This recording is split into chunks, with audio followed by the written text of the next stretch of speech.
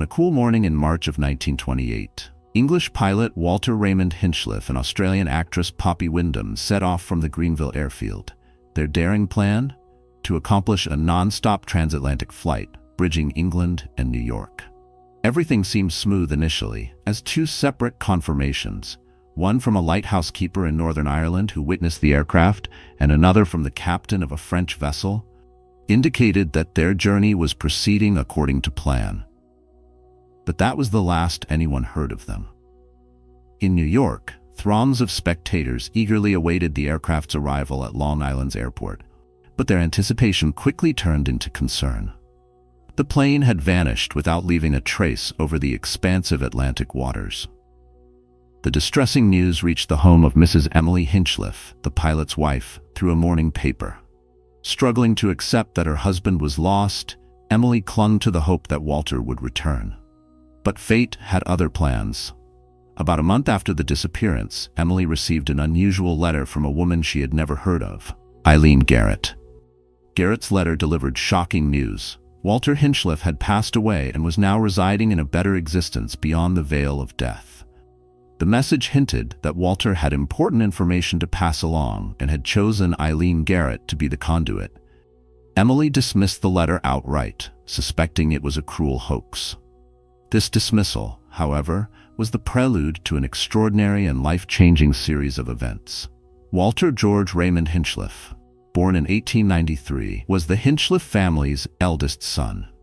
With a background of home education and further studies at the Liverpool Officer Training Corps, Walter distinguished himself as a man of many talents.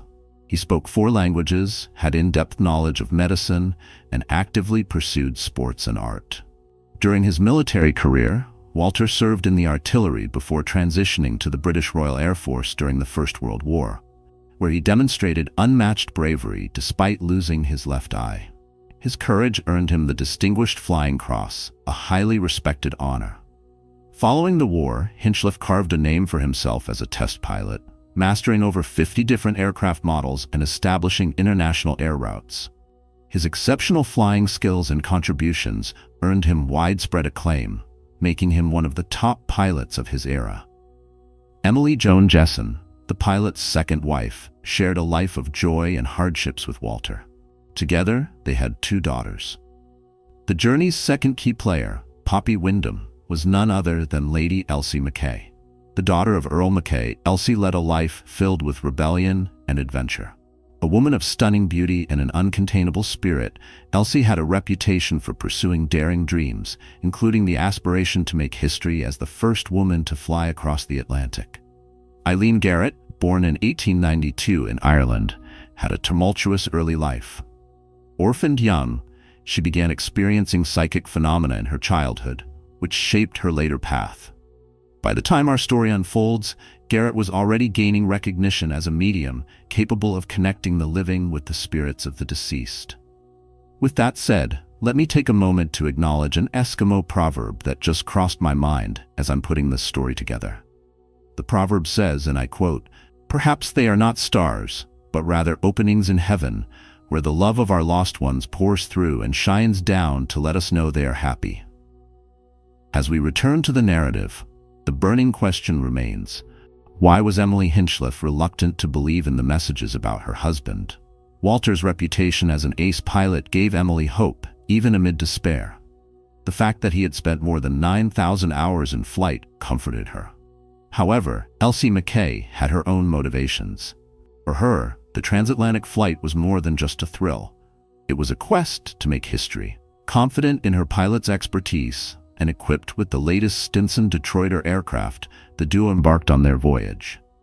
The plane had been custom-built with financial backing from Elsie's father, James Mackay, who also ensured Walter's life was insured for £10,000, an amount issued in Mackay's name. Walter meticulously oversaw the assembly of the aircraft at the Detroit factory, ensuring that every detail was attended to. Top aviation experts helped him chart the flight path, calculate fuel needs, and minimize risks. Everything seemed set for success as the plane took off on March 13th. Yet the fate that awaited them remained unknown until later discoveries. 8 months after their departure, a section of the plane's fuselage washed up on the coast of Ireland. Its tail number confirmed that it was indeed the wreckage of Hinchliffe and Mackay's aircraft. A month after the tragedy, Eileen Garrett, during a séance meant to contact a client's deceased relative, encountered an unexpected spirit.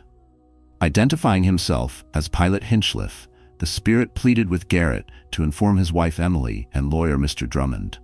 Desperation colored his messages, and over time, Hinchliffe persisted in urging Garrett to act. Torn between fear of ridicule and her sense of duty, Garrett eventually turned to Arthur Conan Doyle, a notable advocate of spiritualism, for guidance.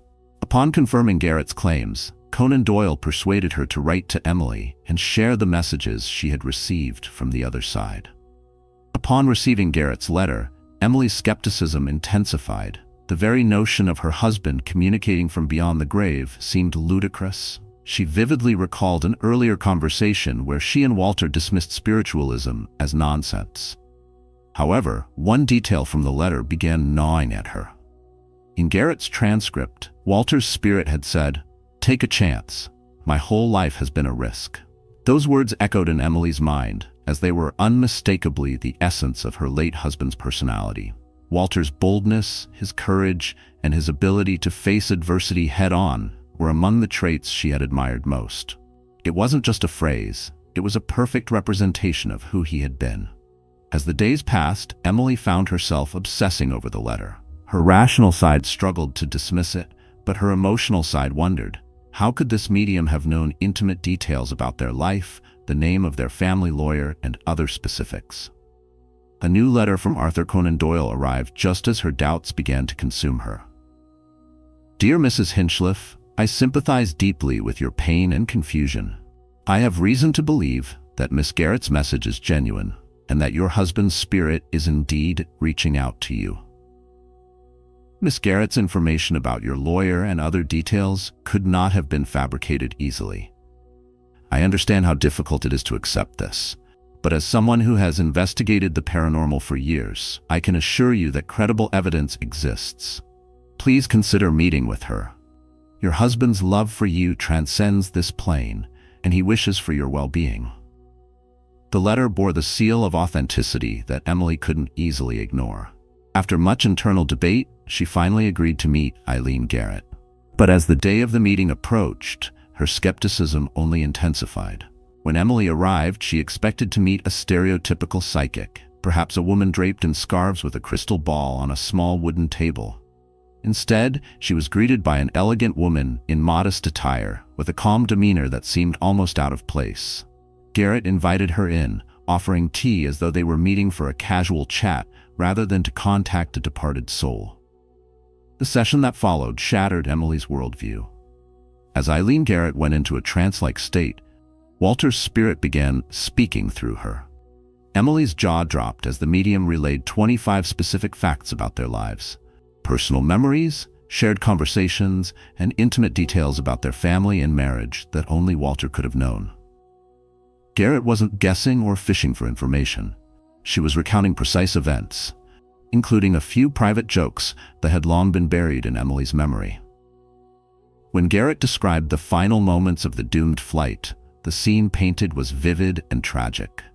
Walter had tried to regain control of the plane as turbulence and wind tossed it mercilessly. Elsie Mackay had been knocked unconscious during the crash, and Walter had attempted to swim for help, but the frigid waters quickly sapped his strength. He held on for as long as he could before exhaustion claimed him. The final messages from Walter struck Emily deeply. "Tell her that death does not exist. There is only eternal life. My life, where I live now, is a journey into another reality and a change from one condition to another." As Emily wiped away tears, she realized that this wasn't just an ordinary meeting with a medium. It was her reunion with Walter. One of the most pressing concerns for Walter's spirit was Emily's financial situation. After Walter's disappearance, James Mackay had refused to release the insurance payout, citing his own grief over the loss of his daughter Elsie. Walter's spirit expressed anger over Mackay's actions and urged Emily to go public with the story. Garrett emphasized that by exposing the injustice, Emily could secure the money her family desperately needed. Following Walter's advice, Emily contacted major newspapers, and soon headlines appeared. Widow left in financial ruin after transatlantic flight tragedy. Wealthy industrialist James McKay denies insurance payout. The public outcry was immediate. The scandal escalated so quickly that Winston Churchill, then Britain's finance minister, intervened. By August, McKay conceded, and the full insurance amount was awarded to Emily. Financially secure, she could now provide for her children. But the impact of her experience went far beyond financial relief. Emily was no longer the skeptical woman she had once been. She publicly admitted that the sessions with Garrett had transformed her disbelief into unshakable conviction.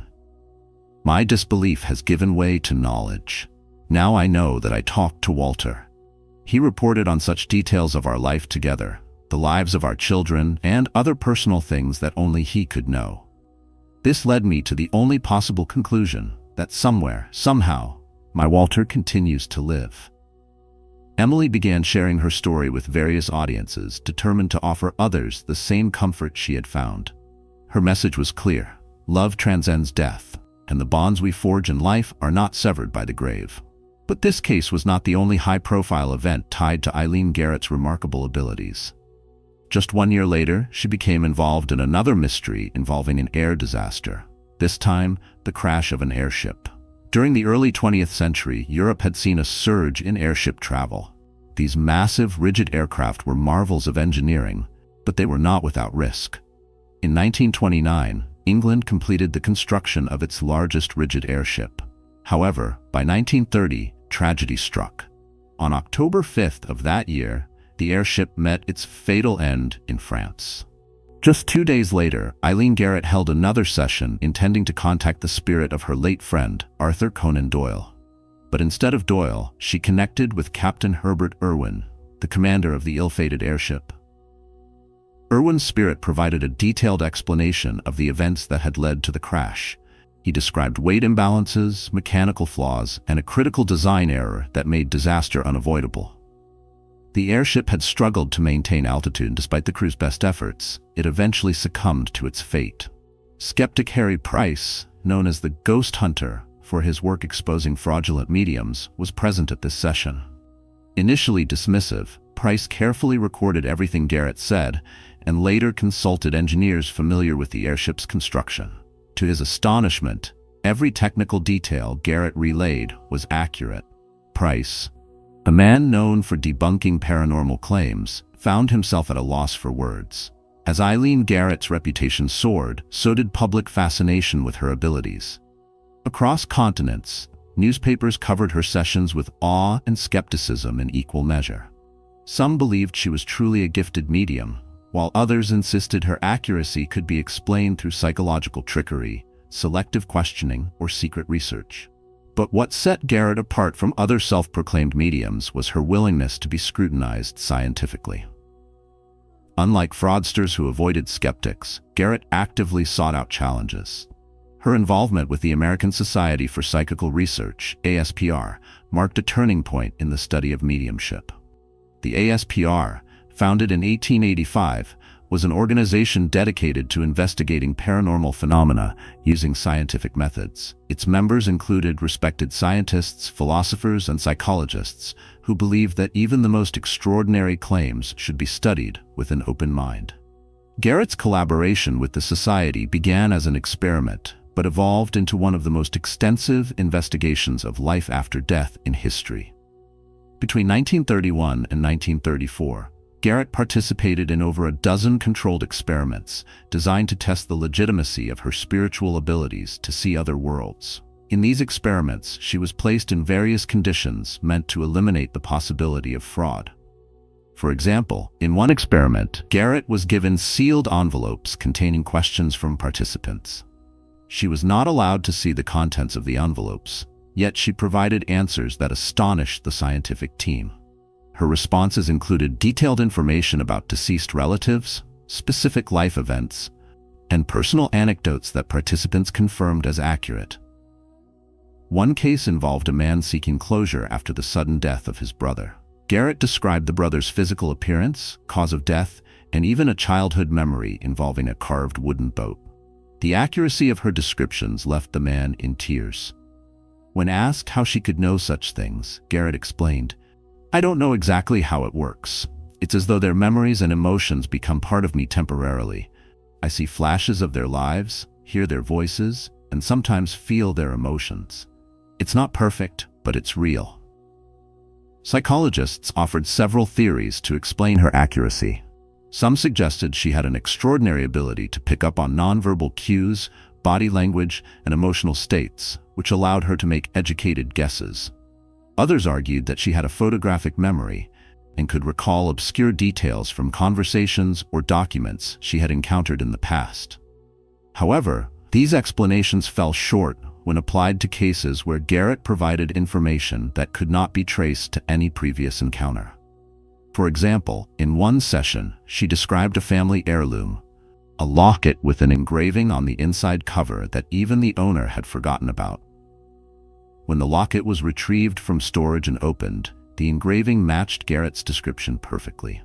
This and other cases led some scientists to propose more radical explanations, including the possibility that human consciousness could extend beyond the physical body and access information from a collective unconscious or spiritual dimension. Dr. J.B. Rhine, a pioneer in parapsychology, believed that Garrett's abilities warranted further investigation. He argued that dismissing her as a fraud without sufficient evidence would be a disservice to science. During World War II, Garrett's workload increased dramatically as thousands of families sought her help in contacting loved ones who had gone missing or died in combat. The emotional toll of the war was immense, and for many, Garrett's sessions provided a glimmer of hope and comfort. Soldiers' mothers, widows, and even high-ranking officers turned to her for answers. One particularly moving case involved a woman named Margaret who had lost her only son in the Battle of Britain. Desperate for closure, Margaret attended a session with Garrett. As the medium entered her trance, she described the young pilot in detail: his uniform, his favorite leather jacket, and the good luck charm he always carried, a silver coin given to him by his mother. Garrett then relayed a message: "Tell Mom I'm okay. I'm not in pain anymore, and she shouldn't blame herself for encouraging me to join the Air Force. I made that choice because I wanted to protect her and everyone I love." Margaret sobbed uncontrollably, but they were tears of relief. The guilt she had carried for months began to lift. After the session, she told reporters, "I don't care what the skeptics say. I know I spoke to my son today, and that's all that matters." Garrett often reflected on the ethical responsibilities that came with her gift. She understood that her clients were vulnerable and that giving them false hope could cause more harm than good. Unlike fraudulent mediums who exploited grief for financial gain, Garrett saw herself as a healer. She never charged exorbitant fees and often conducted sessions for free, especially for those who couldn't afford her services. Her mediumship gift further placed her at the heart of a growing debate between religious leaders and societal spiritualists in the early 20th century. At that time, many viewed science and religion as being at odds, particularly when it came to questions about the afterlife. Some religious leaders were hesitant to endorse mediumship, fearing it contradicted traditional teachings about the soul and the afterlife. Billy Sunday, a famous American evangelist who preached against spiritualism, denouncing it as deceptive, evil, and contrary to Christian teachings. G. Campbell Morgan, a well-known British evangelical preacher, condemned spiritualism with all his heart. According to him, it is a threat to biblical Christianity. In Christianity, for example, communication with the dead was often viewed with suspicion, rooted in biblical passages that warned against necromancy. However, other denominations embraced Garrett's work as evidence of God's continuing relationship with humanity beyond death. The Anglican priest Reverend Charles Drayton Thomas became a notable supporter of mediumship. He had conducted his own experiments with mediums, particularly Garrett, and concluded that spiritual communication did not conflict with Christian doctrine. He stated, and I quote, "If we believe in a God who is eternal and in souls that live on, then why should we believe that death is an impassable barrier?" Garrett herself remained religiously neutral but welcomed the spiritual conversations her work inspired. She once said, "I am not here to challenge faith. I am here to demonstrate that what you call faith and what I experience as reality may in fact be one and the same. On the other side of the debate, scientists like Sigmund Freud and Carl Jung viewed mediumship through the lens of psychology. Freud, who was highly skeptical, suggested that mediums tapped into their subconscious minds rather than communicating with external spirits. He proposed that unresolved trauma, repressed memories, and emotional needs shaped the messages mediums delivered. Carl Jung, however, had a more nuanced perspective. While he agreed that the subconscious played a role in mediumship, he also believed in the existence of a collective unconscious, a shared reservoir of memories and symbols that transcended individual experience. Jung was intrigued by mediums like Garrett, suggesting that they might access this collective realm during trance states. In a letter to a colleague, Jung wrote, "We should not be quick to dismiss the medium's experience as mere fantasy. There may be truths embedded in their visions that reflect universal archetypes, if not actual encounters with the departed." Garrett was aware of these differing opinions and often incorporated them into her public discussions. Rather than refuting psychological explanations, she embraced the complexity of her experiences, saying, "Perhaps it is both. Perhaps I access my own mind and the minds of others in a way science cannot yet explain." One of Garrett's most publicized cases came in 1933 when she was invited to hold a session for the famous explorer Sir Hubert Wilkins. Wilkins had been searching for his lost friend, the Arctic explorer Roald Amundsen, who had vanished during a rescue mission. Desperate for answers, Wilkins turned to Garrett, hoping her abilities could shed light on Amundsen's fate. During the session, Garrett described an Arctic scene with crashing ice, biting winds, and a broken aircraft submerged beneath the freezing waters. She relayed a message from Amundsen, who reportedly said, "I am at peace. You must not risk your life searching for me any longer." The specificity of Garrett's descriptions, including details about the wreckage and location, stunned Wilkins. Although Amundsen's body was never found, Wilkins later wrote in his memoir that Garrett's session had provided him with closure. He wrote, "Whether or not you believe in the supernatural, I know that what she told me allowed me to let go of the guilt and the burden I carried." Despite such testimonials, Garrett continued to face criticism from prominent skeptics. Harry Price, the ghost hunter who had initially tried to expose her during the airship session, remained one of her fiercest critics, even after admitting her accuracy in some cases. He later published a book titled Confessions of a Ghost Hunter, in which he suggested that even genuine mediums could be unconsciously influenced by suggestion or environmental cues. Other skeptics argued that Garrett's fame gave her access to privileged information, allowing her to research her subjects beforehand. But Garrett refuted these claims by offering impromptu sessions in controlled environments where she had no prior knowledge of the participants.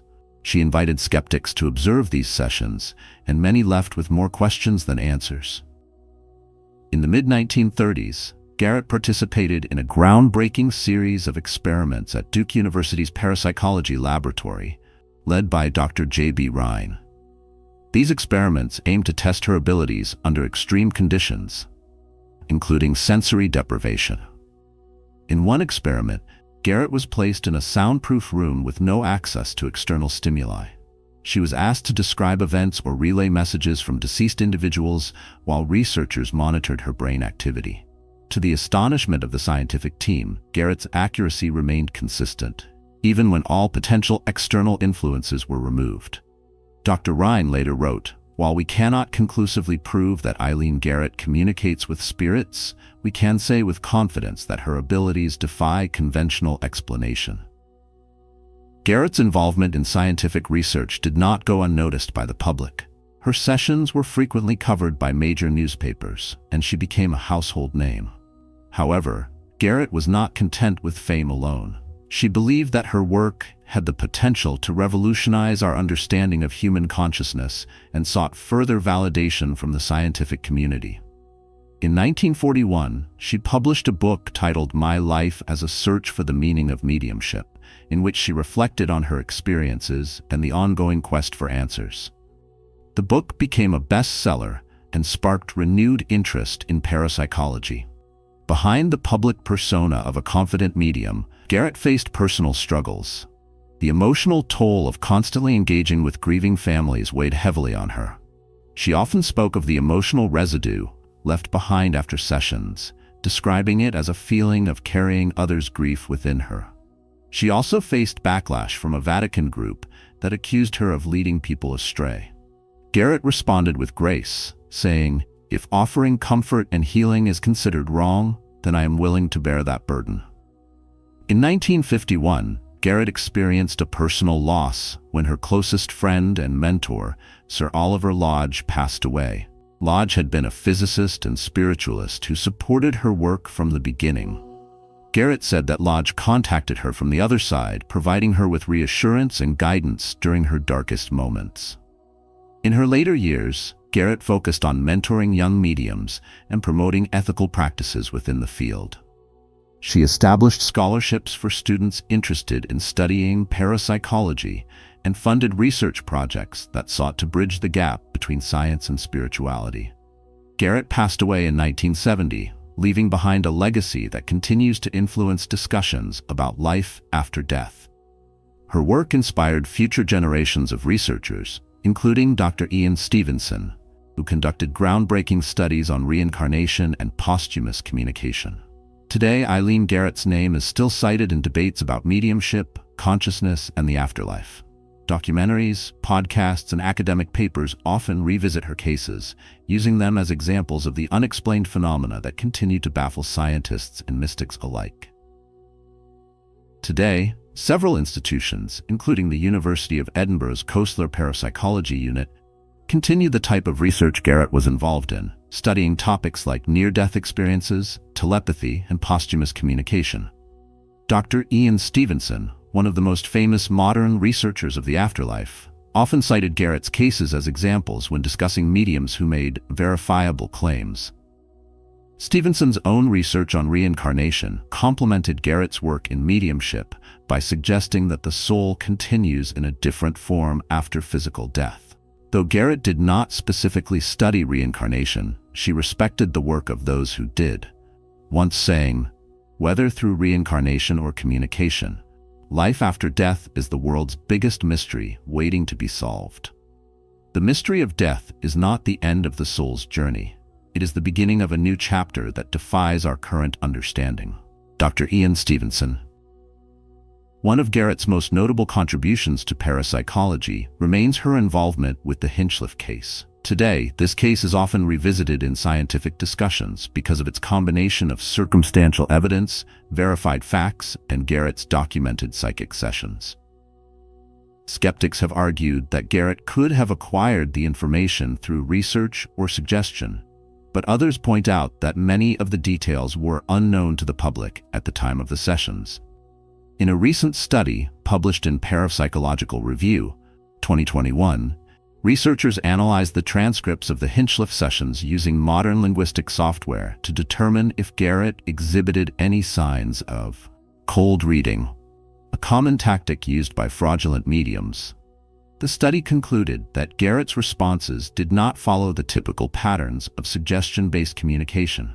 Instead, her answers were highly specific, leaving room for further investigation. Additionally, advancements in neuroscience have led to new interpretations of mediumistic states. Modern researchers are studying brain activity during trance states using fMRI scans. Some suggest that mediums like Garrett may enter altered states of consciousness where they access parts of the brain associated with memory, imagination, and intuition in extraordinary ways. While this doesn't confirm communication with the dead, it does indicate that mediums are experiencing something beyond the normal waking state. The question of whether Garrett's messages were truly from the dead or the result of subconscious processes has fueled debates for decades. Today, scientists remain divided. Neuroscientists generally lean toward the idea that mediumship involves a complex interplay of memory, intuition, and suggestion. But spiritualists continue to argue that science has yet to develop the tools necessary to measure non-physical dimensions of existence. One of the most promising intersections of science and spirituality comes from quantum physics. Some physicists have proposed that consciousness may not be limited to the brain, but could be a fundamental property of the universe, much like gravity or electromagnetism. This concept, known as quantum consciousness, suggests that consciousness could exist independently of the body, potentially supporting the idea of life after death. Dr. Stuart Hameroff, a leading researcher in quantum biology, stated, "It is possible that what mediums like Garrett experience is a form of non-local communication where information is not bound by space or time." If proven, this theory could bridge the gap between spiritual beliefs and scientific inquiry, validating Garrett's work in ways previously unimaginable. While Garrett is best known for her high-profile cases involving public figures, she also spent much of her career helping ordinary families. Her sessions often brought comfort and healing to those grieving the loss of loved ones, and the emotional impact of these experiences cannot be overstated. The case of the Sullivan family from New York. In 1948, they approached Garrett after the sudden death of their teenage son Mark in a car accident. During the session, Garrett described a blue baseball glove, a family heirloom that Mark had cherished. The Sullivans confirmed that Mark was buried with the glove, a fact unknown to anyone outside the family. Garrett also conveyed messages about the boy's regrets and reassurances, leaving the Sullivans with a sense of closure. Mrs. Sullivan later wrote in a letter to Garrett, "We entered that session as skeptics, and we left with open hearts. What you did for us cannot be measured in words or money. You gave us peace." To protect her reputation, Garrett, during her life, actively supported transparency and ethical standards in mediumship. She advocated for regulation and testing, believing that only those who passed scientific scrutiny should be allowed to practice. Her efforts helped establish guidelines for ethical behavior in the field, which are still referenced by modern organizations such as the British College of Psychic Studies. In her final years, she focused on writing and mentoring. Her books, including Awakening to the Unseen and Beyond the Veil, explored the philosophical implications of her experiences. In her final interview before her death in 1970, Garrett was asked if she feared death. She smiled and said, "I do not fear death because I know it's not the end. I have seen too much, felt too much, and learned too much to think otherwise. Death is merely a threshold, and beyond it lies another adventure." Her passing was marked by tributes from spiritualists, scientists, and ordinary people alike. The legacy she left behind is multifaceted, part scientific, part spiritual, and wholly remarkable. Death is but a door. When it closes on one side, it opens to a new realm of possibility. Eileen Garrett. Perhaps Garrett's greatest contribution is the bridge she built between science and spirituality. She showed that it is possible to explore the mysteries of the afterlife with both open-minded curiosity and scientific rigor. As humanity continues to search for answers, her work remains a guiding light for those who believe that death is not the final chapter. The internet has revolutionized access to information about psychic phenomena, creating online communities dedicated to mediumship, life after death, and paranormal investigations. Modern mediums often cite Garrett as a pioneer who legitimized their field by participating in controlled experiments. Her documented sessions are still referenced in online discussions, social media forums, and websites focused on spiritual development. Live-streamed mediumship sessions have become increasingly common, with digital audiences participating in real time. Some mediums even use technology-assisted platforms to analyze audience responses and validate details, a modern twist on the techniques Garrett employed in her era. But the central question remains the same. Can mediums truly bridge the gap between the living and the dead, or are they tapping into the power of suggestion and the human need for comfort? The past few decades have seen significant scientific advancements in understanding altered states of consciousness, which may further shed light on Garrett's experiences. Research in brain imaging, quantum physics, and parapsychology has opened new avenues for exploring phenomena once deemed purely spiritual. Modern neuroscientists have used functional MRI, fMRI, to study the brain activity of mediums during trance states. Research conducted by Dr. Julie Beischel at the Windbridge Research Center revealed that during mediumship sessions, specific regions of the brain associated with intuition and memory are highly active. This finding suggests that mediums may access subconscious information in ways that defy ordinary cognitive processing. Quantum theories have also gained traction in discussions of consciousness and the afterlife. Dr. Stuart Hameroff's research on quantum consciousness posits that consciousness may be a fundamental aspect of the universe, independent of the brain. If true, this theory could explain how mediums like Garrett access information beyond physical reality. Hameroff has suggested that mediums may serve as receivers of non-local information, much like radio's pick-up broadcast signals. Studies of near-death experiences, NDEs, have revealed parallels with the descriptions provided by mediums during posthumous communication. Dr. Bruce Grayson, a leading researcher in the field, found that people who have had NDEs often describe encounters with deceased loved ones, visions of light, and a sense of peace. Experiences consistent with the messages conveyed through Garrett's mediumship. Perhaps we are not physical beings having a spiritual experience, but spiritual beings having a physical experience, said Pierre Teilhard de Chardin. Mediumship not only affects those seeking communication with the dead, but also profoundly impacts the mediums themselves. Garrett often spoke of the emotional toll her work took on her, especially when dealing with grieving families or conveying difficult messages. Garrett acknowledged that her gift came with challenges, particularly when she felt responsible for helping people navigate their grief. In one interview, she admitted that the most difficult part of her work was witnessing the raw pain of loss and the expectations placed on her to provide healing. She once said, "There were nights I could hardly sleep, knowing that the words I spoke might be the only comfort someone would ever receive." Despite the burden, Garrett found solace in knowing that her sessions often brought closure and healing. In cases like the Sullivan family, the ability to convey messages from beyond gave grieving individuals a renewed sense of purpose and peace.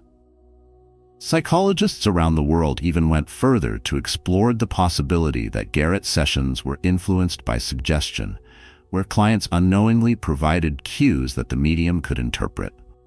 While suggestion may account for some cases, it cannot fully explain the precise technical details Garrett conveyed in sessions like those involving Captain Hinchliffe and Captain Irwin. In every encounter between science and the unexplained, there lies a mystery waiting to be unraveled. Dr. Brian Weiss. Even in today's world, Garrett's mediumship raises profound questions about the nature of life, death, and consciousness.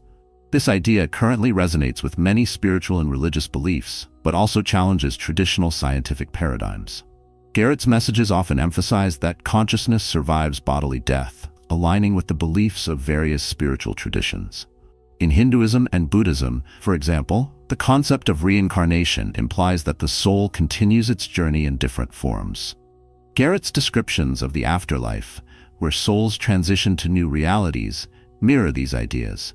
Garrett believed that mediums have a moral obligation to act with integrity, particularly when dealing with grieving families.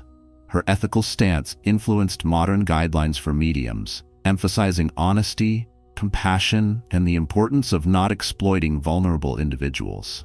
While science has made significant strides in understanding the brain and consciousness, it has yet to provide definitive answers about life after death. Garrett's work suggests that science and spirituality need not be mutually exclusive. Instead, they can coexist, with each offering valuable insights into the human experience. Mediumship is more than a niche belief system. It taps into a fundamental human need for connection, closure, and meaning.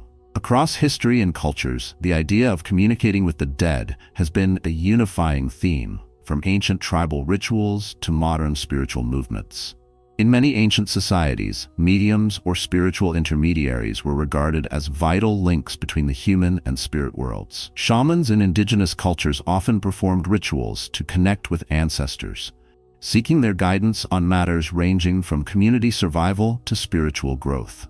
The ancient Egyptians believed that priests could summon the spirits of the dead for divination, while the Greeks consulted oracles, such as the Pythia of Delphi, who allegedly communicated with the gods and spirits. Similarly, in East Asia, practices such as ancestor worship are common, where offerings are made to deceased family members to maintain their favor and guidance. These cultural parallels highlight that the desire for connection with the afterlife isn't exclusive to any one region or time period. It's a deeply ingrained human yearning. Garrett's sessions didn't just focus on individual loss. They often touched on broader themes of spiritual continuity and universal connectedness. This global relevance made her work resonate beyond the borders of Britain and the United States. For instance, when her case involving the crashed airship reached international audiences, it opened dialogues about how different cultures perceive death and the afterlife. The relationship between mediumship and religion has long been complicated. While some religious institutions have embraced mediumship as a divine gift, others continue to view it as heretical and fraudulent. The Bible contains numerous instances of spiritual communication, from Jesus' transfiguration alongside Moses and Elijah to King Saul consulting the witch of Endor. Despite these examples, many modern Christian denominations condemn mediumship, viewing it as a practice that opens the door to deceit and malevolent spirits. The 19th century spiritualist movement, which emerged in the United States and quickly spread to Europe, provided a more accepting framework for mediums like Garrett. Spiritualism posited that the living could communicate with the spirits of the dead, and seances became popular social gatherings. Prominent figures like Sir Arthur Conan Doyle championed the movement, lending it credibility among the upper classes. Many grief counselors today incorporate elements of Garrett's teachings into their practice. Her emphasis on finding closure through posthumous communication has inspired therapeutic approaches that encourage the bereaved to maintain symbolic connections with their loved ones. Her impact can be seen in the work of contemporary mediums such as John Edward and Teresa Caputo, who combine traditional mediumship with modern entertainment. However, some critics argue that these television mediums lack the depth and integrity that defined Garrett's career. As technology advances and our understanding of consciousness deepens, the debate over mediumship shows no signs of fading. Scientists continue to explore whether phenomena like those experienced by Garrett can be explained through natural processes or whether they point to something more profound. Years later, Garrett's influence extended into modern parapsychological methods, such as the Ganzfeld experiments. In these experiments, participants are placed in sensory isolation and asked to describe images or scenes being telepathically transmitted by another individual in a separate room. Garrett's earlier work laid the foundation for this research, as it highlighted the importance of reducing external stimuli to access psychic information. However, despite numerous experiments, skepticism persisted. Critics often argued that neuroscientists typically argue that consciousness arises from complex interactions within the brain. When the brain ceases to function, they assert, consciousness ceases as well. However, Garrett's experiences, along with countless near-death experiences, NDE'S, reported worldwide, challenge this view. NDE'S often include strikingly similar phenomena: the sensation of leaving the body, traveling through a tunnel, meeting deceased relatives, and experiencing an overwhelming sense of peace. Many who have had NDE'S describe vivid, coherent experiences despite being clinically dead, when brain activity should be minimal or non-existent. Garrett frequently stated that consciousness wasn't bound by the physical body. In one of her lectures, she remarked, "The soul is like the wind, invisible but undeniable in its presence. You may not see it, but you feel its effects everywhere." Another powerful case involved a grieving mother who sought Garrett's help after losing her teenage daughter in a car accident. During the session, Garrett described the daughter's final moments and relayed messages that provided comfort and closure. The mother later confirmed that several details Garrett mentioned, such as a stuffed animal the daughter kept hidden in her room, were known only to family members. This session not only eased the mother's grief, but also prompted her to become an advocate for studying psychic phenomena. She believed that if more people understood the potential for posthumous communication, they would experience less fear and sorrow surrounding death.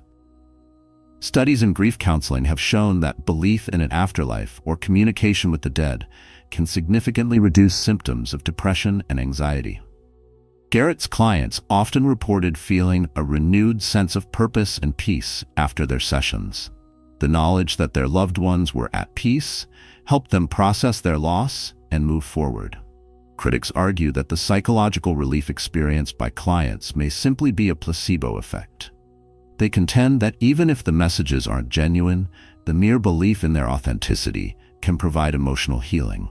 However, proponents of mediumship believe that the depth of the messages, often containing specific details unknown to the medium, suggests something more profound than placebo is at work. Today, mediums use social media, online platforms, and television to reach broader audiences. Shows like The Long Island Medium have popularized mediumship, though not without controversy. Some argue that the commercialization of mediumship diminishes its spiritual significance, while others see it as a natural evolution of the practice. Here are a few other lesser-known stories of Garrett and how she helped humanity during her time on Earth. In 1942, Garrett was approached by the family of a young boy who had disappeared under mysterious circumstances in rural England. The boy, James, age 8, had last been seen playing near a wooded area behind his family's cottage. After several days of intensive searches with no success, the family turned to Garrett as a last resort. During the session, Garrett described a series of vivid visions involving James. She saw the boy wandering through the woods and stumbling upon a dilapidated shack covered in ivy. According to Garrett, the child had taken shelter there during a rainstorm but had injured himself and could not leave. Garrett was able to give specific directions, down a path marked by a large oak tree with a gnarled trunk leading toward the shack. The search party acted on Garrett's vision, and within hours, James was found exactly where she described. Though weak and dehydrated, he was alive. The family later credited Garrett with saving the boy's life, but she remained humble, saying, "I simply tapped into what James wanted someone to know." This case went largely unnoticed by the media because the family, wishing to protect their privacy, asked Garrett to keep it confidential. Only after her death were the details revealed in her private letters. Number 2. The mystery of the lost heirloom. In the summer of 1936, an elderly woman named Mrs. Beatrice Warwick contacted Garrett about a missing family heirloom, a valuable diamond brooch that had been in the family for 3 generations. The brooch had mysteriously disappeared from her locked jewelry box, and after weeks of searching, no one could locate it. Garrett agreed to a session, and within minutes she received what she described as a mental image of the brooch resting inside a velvet-lined drawer in a wooden writing desk. The desk, she explained, had once belonged to Beatrice's late husband and had since been moved to the attic. Mrs. Warwick was skeptical but followed Garrett's instructions. To her astonishment, she found the brooch exactly as described, tucked beneath old letters in the drawer. Garrett explained that the brooch had likely been placed there by the late Mr. Warwick before his passing, perhaps intending to hide it temporarily. Garrett later commented on this case, stating that psychic impressions often come as fragmented images that require interpretation. "It's like seeing pieces of a puzzle," she explained. "The key is putting them together before the picture fades." 3. The Haunted Estate, a story of restless spirits. One of Garrett's most fascinating but lesser-known cases involved an investigation at a large manor house in Yorkshire, England. The family living there had reported strange occurrences, unexplained noises, cold spots, and objects moving on their own. Garrett conducted an overnight session at the estate where she claimed to sense the presence of 2 spirits, a young maid named Margaret, who had died tragically after falling down the main staircase in the 1800s, and a stern but protective figure she identified as the house's original owner, Lord Henry Daventry. According to Garrett, Margaret's spirit was trapped because of unresolved emotional trauma. Garrett relayed the maid's message. She was seeking forgiveness from Lord Daventry for an accident involving his daughter that had led to her dismissal from the household.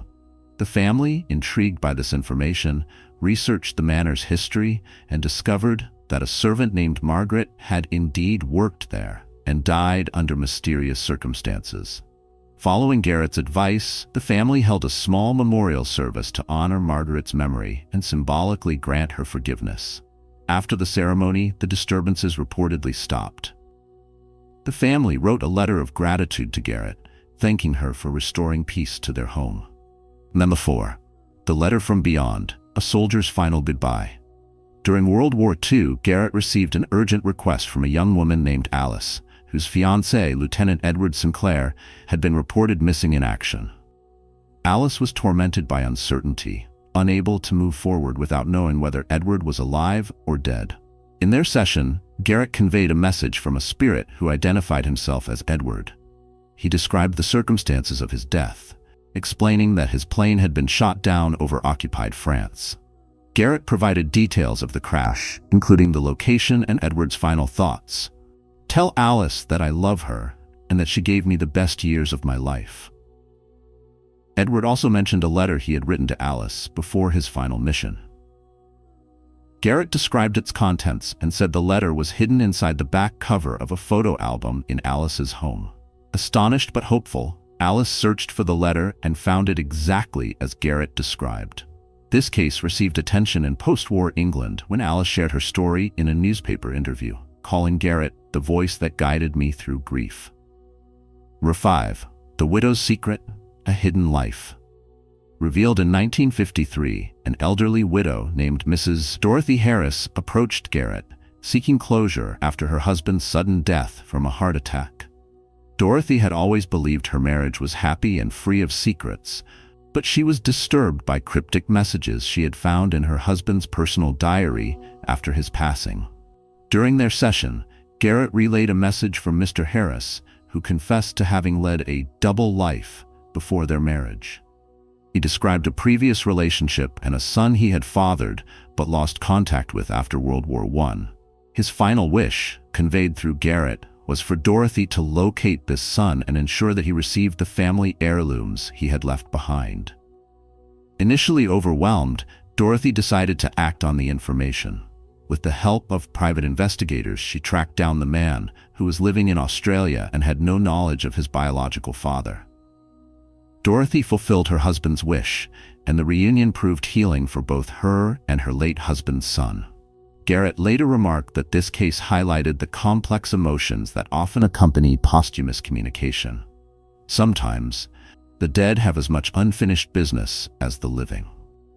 6. The Woman in the White Dress, a Vision of Redemption. Perhaps one of Garrett's most emotionally charged cases involved a man named Harold, who had been estranged from his sister, Margaret, for more than 20 years. The siblings had grown apart after a family dispute and had not reconciled before Margaret's death. Plagued by guilt, Harold sought Garrett's help to find peace. During the session, Garrett described a vision of Margaret standing in a field of wildflowers, wearing a white dress. She was smiling and held out her hand as if offering forgiveness. Garrett conveyed Margaret's message: "Let go of the pain. Life is too short for regrets." Harold broke down in tears and later said that the session changed his life. He reached out to his remaining family members and repaired broken relationships that had festered for decades. 7. The Child Who Spoke of Reincarnation. In the mid-1940s, Garrett encountered a case involving a young boy named Samuel who claimed to remember a past life. He spoke of being a soldier who had died during World War I and provided detailed descriptions of trench warfare, the names of comrades, and the exact location of a battlefield in France. Intrigued, Samuel's parents contacted Garrett, hoping she could shed light on the situation. During their session, Garrett confirmed that Samuel's descriptions matched documented events from the war. One of the names he mentioned belonged to a soldier listed as missing in action. Although Garrett admitted that she couldn't definitively prove reincarnation, she believed that Samuel's memories suggested a spiritual continuity between lives. Whether it's reincarnation or inherited memory, the soul carries echoes of experiences that defy logic, she said. Garrett's lesser-known cases reflect the breadth and depth of her abilities, demonstrating that her work was not limited to sensational headlines. She touched the lives of countless individuals, offering comfort, guidance, and in many cases, life-changing revelations. Her legacy endures, not only through documented cases but also through the countless private sessions that remain unknown to the world. As Garrett once said, "Every soul carries its own story, and my job is to listen." Dear friends, thank you for watching my video to the end. If you found this narrative compelling, please like, share, and subscribe to the channel. Your support means the world to us, and we hope these messages bring you comfort and understanding. Have a wonderful day. Blessed ones, here is a divine prayer for our loved ones on the other side. When someone we love transitions to the other side, the love and memories we shared do not end. They transcend time and space. Through prayer, we can continue to send them light, peace, and love as they journey through the higher realms. Below is a comforting and sacred prayer you can say to honor their memory. Before beginning this prayer, find a peaceful place where you feel serene and calm. Light a white candle symbolizing purity, protection, and spiritual connection to guide your thoughts and energy to them. Feel their presence surrounding you and allow yourself to be enveloped in divine peace. If your loved one's name is David, say their name aloud to invoke their spirit lovingly and intentionally, as shown in the example below. A prayer of light and love. David, or your loved one's name, I call your name with love, reverence, and gratitude. Though you now walk a path beyond my sight, you will always be in my heart. The love we share transcends time, and I honor you today with this prayer of peace and light. I am grateful for the moments we shared, the laughter, the lessons, and even the challenges that brought us closer. I know that love, once given, is never lost but continues to live in the depths of my soul and yours. I send this prayer as a bridge between our worlds, trusting that my words of love and remembrance will reach you. May you be embraced by the pure light of the universe, surrounded by the presence of angels who comfort and guide you. May you find peace, joy, and healing in the realm of eternal love. David, I imagine you walking among the stars, free from pain and surrounded by beauty beyond description. Know that I welcome any signs you wish to send my way. A whisper in the wind, a vivid dream, or the warmth of a memory that brings a smile to my face. As I light this white candle in your honor, may its flame carry my love to you, shining brightly in the spiritual realm. May it symbolize the eternal bond we share, one that even death cannot break. I release you with love and trust, knowing that your soul continues its journey in divine grace and light. When the time is right, we will reunite in a place where there is no separation, only endless love. Until then, rest peacefully in the knowledge that you are cherished, remembered, and loved beyond measure. I bless you, David, with peace, light, and joy as you continue your journey in the heavenly realm. Amen. On the other hand, if it's okay with you, we at Cabera Haven invite you to share just the initials of your loved one's names in the comments section. The initials, along with the day and month of birth, will help us connect with them. We will lovingly include them in our weekly prayers for those who have passed into the light. These prayers are sent collectively by our spiritual community, offering comfort, love, and blessings to all those on the other side. Remember, you're not just ensuring they are remembered, you're surrounding them with warmth, love, and healing through the power of shared prayers. As you light your candle and speak their name, remember that love endures, and your prayers have the power to reach across dimensions. Let us honor their memory together, bringing peace to our hearts and light to their souls. Though we are apart, our love bridges every distance, and my prayers will always find you. Many blessings to you, Blessed One.